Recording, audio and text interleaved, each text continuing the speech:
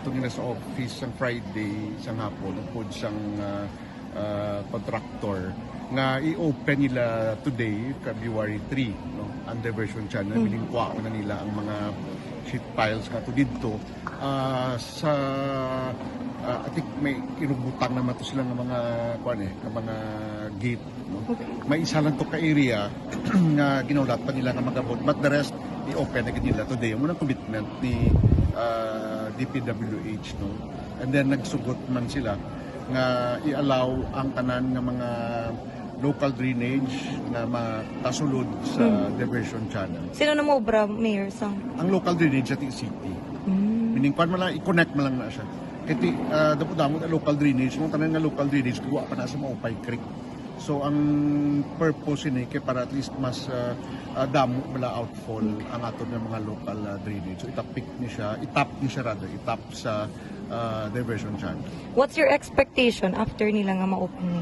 Well, ang pinaka-importante sini nga may outfall Okay. No?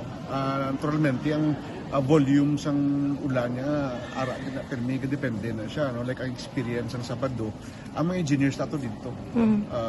Halin sang around 6 o'clock, hasta late in the evening. Ang ila observation sa Mambulok Creek, may ang tungkol sa volume, may iban nga nagasulod sa inlet, sa diversion, may iban nga nagarikta pakadto dito sa barangay 2. So tungkol sa kadakuon, duwa ang ginaagyan. So maton sinilagta, once ma-open siya, kag continuous lang niya ang pag-clean up sa mga inlet, makabulig ni na mapadasig panahon ang tubig. Kaya mo lang purpose gini nga may guan lang yung tubig. Mayor, meaning gin-open nila but it's not 100% completed ang project?